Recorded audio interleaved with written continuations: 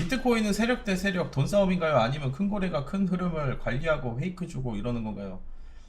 아, 제가 볼 때는 코인은 비트는요. 비트코인은 큰 놈이 하나 있어요. 큰. 그 밑에 세력들이 있습니다.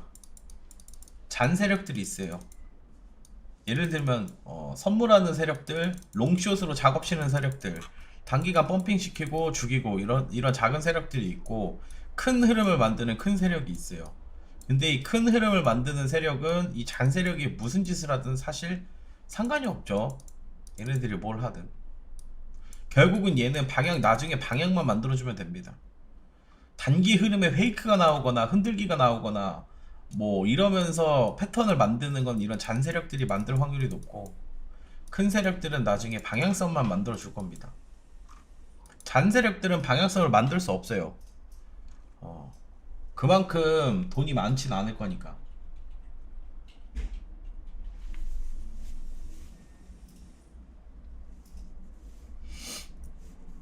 세력은 도대체 무슨 생각일까? 세력의 생각을 다 읽을 수 있다면 쉽지 않죠.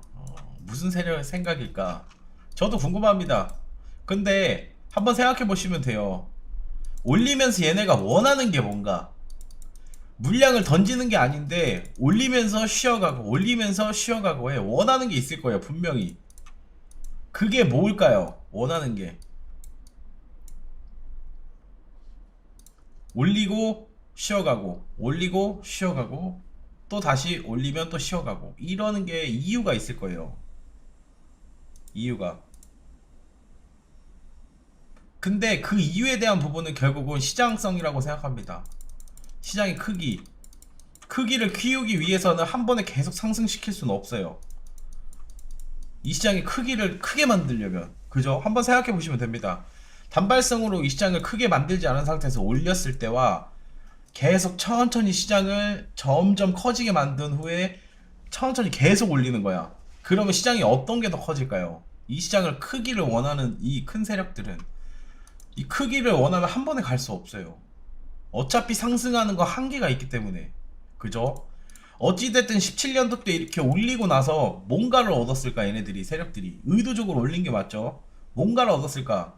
수익을 얻었을까? 그건 아닐 거라는 거야. 이 시장이 시장 밖으로 우리가 알게 된 계기는 17년도가 맞아요. 그죠? 형님들이 코인을 알게 된 시기는 대부분 99%가 17년도 때 알았을 거예요. 그 전에는 거의 몰랐을 거예요. 그냥 소수분들만 많이 알고 있었고. 그러면 이때 당시에 99%가 비트코인이 뭐라는 거를 인지를 했죠. 그랬을 때 이 시장을 사기라고 그때도 얘기를 했어요. 버블이다, 사기다, 말도 안 된다, 무슨 2천만 원이 넘냐 막 이러면서 욕을 했었잖아. 그리고 나서 한 번 더 올리니까 어떻게 돼요? 사기라고 했던 사람들이 갑자기 이 시장에 몰려들기 시작하는 거야.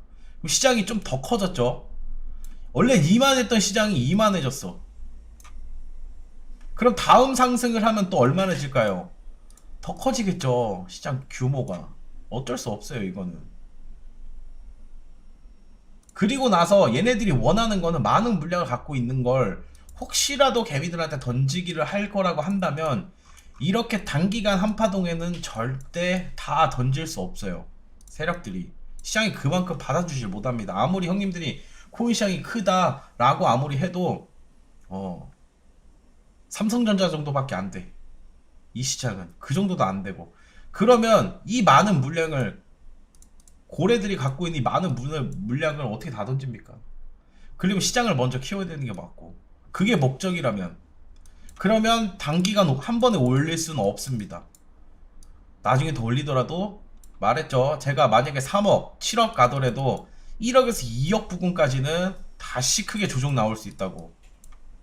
올라가더라도 2분까지 올라가더라도 여기서 한번 1억 부분까지 내려올 수 있어요. 또 여기서 이만큼 내려오면 얼마나 내려온다고 얘기할까? 마이너스 70% 80% 내려왔다, 대하락이다, 망했다, 이런 얘기 또 나오겠지. 근데 지금 생각하면 1억은 비싼 시장이 맞아요. 지금 생각하면. 근데 그 당시에 고점 대비 1억을 보면 망했다는 얘기가 당연히 나오겠죠. 여기서 또 한참 걸릴 것이고, 하락장 이후에. 근데 비트는 여기까지 갔다 1억 부분까지 내려온다고 하더라도 망하지 않을 겁니다. 왜? 시간이 지나고 또 올릴 수도 있어요. 근데 우리가 망한다고 생각하는 건 비트가 아니에요. 여기서부터 여기서 시작해서 비트가 떨어지면 이제 알트가 망하는 겁니다. 알트는 거의 99% 망할 수 있어. 이게 위험한 거야. 이게 이 기간이 또 얼마나 오래 걸릴지는 저도 알 수는 없습니다. 근데 비트는 이번 파동 혹시라도 다음 불상이 오더라도 망하진 않을 거예요. 잘 내려오면 1억에서 2억 부근에 다시 한번 하락 만들고 저점 만들 수 있어. 근데 비트가 문제가 아니죠. 알트가 문제지.